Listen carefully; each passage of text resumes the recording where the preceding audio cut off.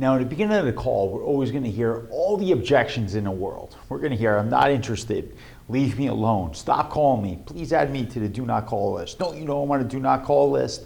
Can't you guys just take me off your list? Please stop calling. They are going to hang up. They're going to scream at you. They're going to do everything imaginable.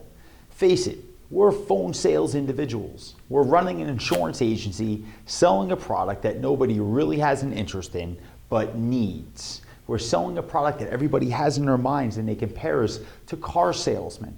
We have so many different things going against us that it just hurts. It's like a knife coming out of the chest.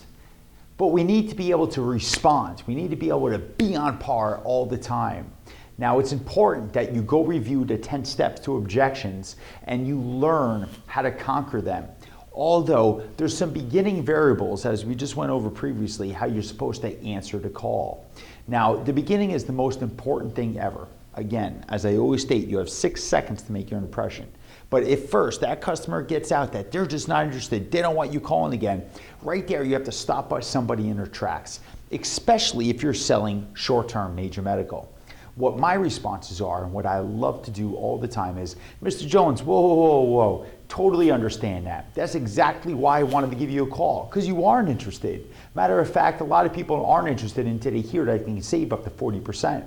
Did you know you could save up to 40% by going with a short-term medical instead of traditional major medical? See, a lot of people don't know about that, Mr. Jones, but we have the secret sauce.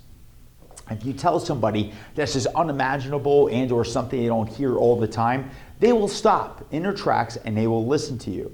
So again, if somebody says to you, Mike, I'm just not interested, please just take me off of your list, leave me alone. Mr. Jones, I will definitely do that. And you know what, I totally get it, I understand. Although, let me ask you a quick question. Now, I understand you spoke with a lot of people, am I right? Yeah, you seemed a little bit burned. I don't want to wear the black eye for other people have done to you up to this point, although I do want to tell you about something. Did you know that you can save up to 40% on your insurance premiums through some new streamlined ways, such as short-term medical? The same thing that you can get traditionally, Mr. Jones, I can get you up to 40% off. Hear me out, give me 2 minutes, I got your back here. Mike, leave me alone, I'm just not interested. Can't you guys please stop calling me? Mr. Jones, I really feel for you, I really do. You probably got 10 to 15 calls so far, although I'll be brief. Let me ask you a quick question. The beginning of the phone call is so hard to get through, but so easy as well. I have my salespeople and I always bring them into the training room and I ask them, I'm not interested, respond.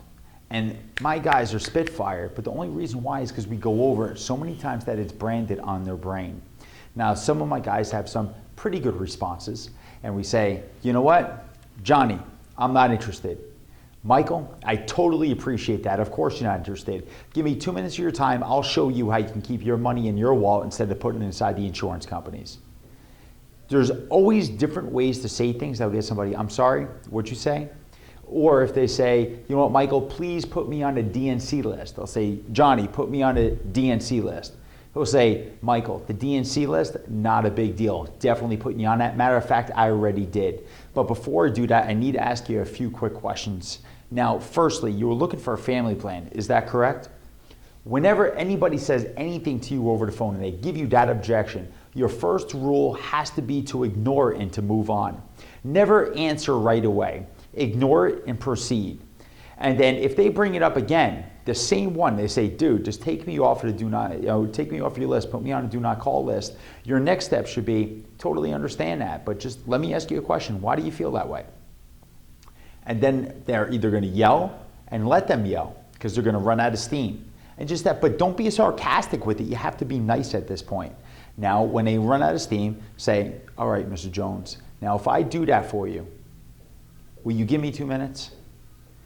Or, Mr. Jones, I'm definitely going to do that for you, but let me ask you a question in all seriousness, because I'm a licensed agent. I'm only here to help. I'm not one of those junior agents that have been calling you up to this point. I'm a senior advisor here at the Insurance Academy. And honestly, I'm only here to help. I really got your back. Let me ask you, who do you currently have? And then you go on. You have to show the empathy. You have to show the charisma.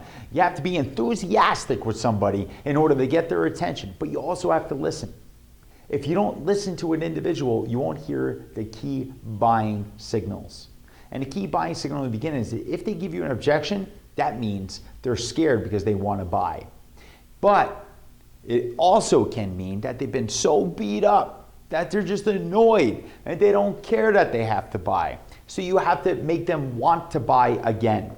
So how do we do that? Through some of the steps that we just did, through some of the not interested objection rebuttals or DNC objection rebuttals. What are the other ones that you usually hear? I'm in a meeting.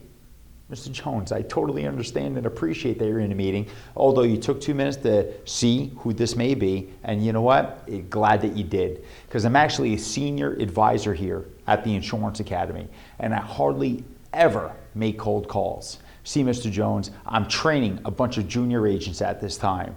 And if you don't mind, I want to take it a little bit slower with you so I can show them how to properly situate an individual like yourself. See, here at the Insurance Academy, we're looking to create a client for life. So more importantly, Mr. Jones, were you looking for yourself and/or were you looking for the whole family? Always answer, proceed, and move on, and ask another question to throw it out them, but put in a nice professional demeanor in a nice way. And you too will be able to conquer the beginning of the phone call. So once again, not interested. Mr. Jones, totally understand and appreciate that. Happen to be from the Quality Assurance Department here at the Insurance Academy. I'm just here to help. Now, obviously, you spoke to a couple of junior agents of mine. I wanted to bring it in as a senior advisor and try to help you out, more importantly, and move on. You always want to sound bigger and badder than what anybody else has presented the customer with. If you do that, somebody is willing to listen. If you call into customer service at any company and you're getting annoyed with the rep, what do? You have to speak to a manager and/or somebody in charge. You have to make them believe that you're in charge, that you're the authority, that you have the power to help them. And if you don't, you're going to lose the battle. Just remember, you're going to sell more with enthusiasm and with conviction and with authority than without it.